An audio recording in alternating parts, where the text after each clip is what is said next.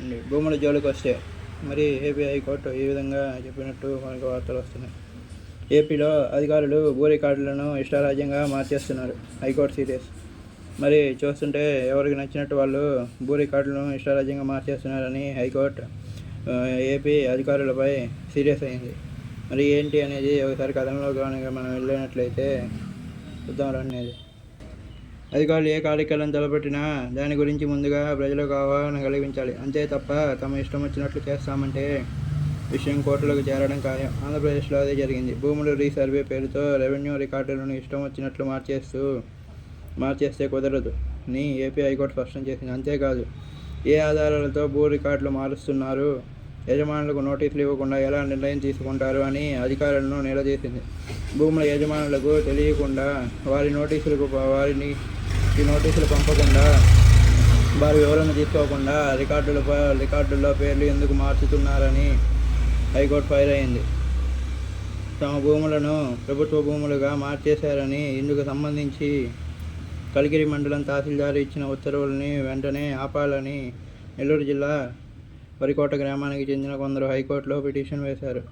గ్రామంలోని 227 రెండు భూములు తమవి కాగా సమగ్ర భూ రీసర్వే పేరుతో వాటిని ప్రభుత్వ భూములుగా మార్చారని కోట మహేశ్వర్ రెడ్డి మరో వ్యక్తి హైకోర్టుకు వెళ్లారు. 1961 నుంచి 6 ఎకరాలకు పైగా భూమి తమది ఉందని, రెవెన్యూ రికార్డుల్లో కూడా ఈ వివరాలు ఉన్నాయని వారు తెలిపారు.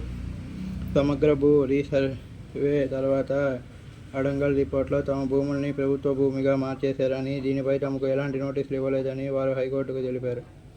ఈ పిటిషన్లో హైకోర్టు న్యాయమూర్తి జస్టిస్ సత్య సుబ్బారెడ్డి వివరించారు. ROR-1B రికార్డ్ ఆఫ్ రైట్స్ ఆ భూములు పిటిషనర్లకు చెందినవిగా ఉండగా అడంగల్ రిపోర్ట్లో ప్రభుత్వ ఆస్తిగా ఎందుకు చూపారని జడ్జి ప్రశ్నించారు. ఏ ఆధారంతో మార్చారో చెప్పాలని ప్రభుత్వ ఏజీపీని ఆదేశించారు.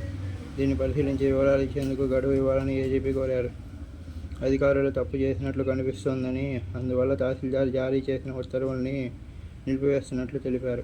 మొత్తంగా కలికిరి మండలం తహసీల్దార్ ఇచ్చిన ఉత్తర్వులను హైకోర్టు నిలిపివేసింది. పిటిషనర్ల భూముల్లో జోక్యం చేసుకోవద్దని తేల్చి చెప్పింది. ఇలాంటిదే మరో కేసు.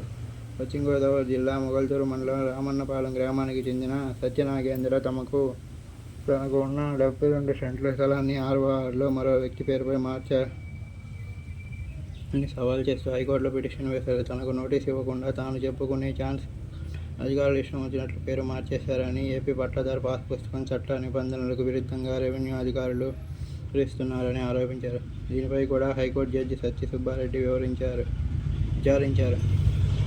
పై కేసు తరహాలోనే ఈ కేసు కూడా అధికారులపై ఫైర్ అయ్యారు. పూర్తి వివరాలను తమ ముందు ఉంచాలని ఏజీపీని ఆదేశించారు. అంతే అండి. మరి చూడండి, మరి ఏ విధంగా నోటీసులు లేకుండా రైతులని భూములను ఏ విధంగా లాక్కుంటున్నారు. చూడండి, ఎప్పుడైనా సరే రైతు బాగుంటేనే దేశం బాగుంటుంది. అంతేగాని ఇష్టం వచ్చినట్టు రైతు భూములని తమ పేరుతో కబ్జాలు చేస్తే ఏ విధంగా జరుగుతుందో చూస్తున్నారు కదా. అంతే మరి. ఇదే అండి మరి వీడియో. Thanks for watching.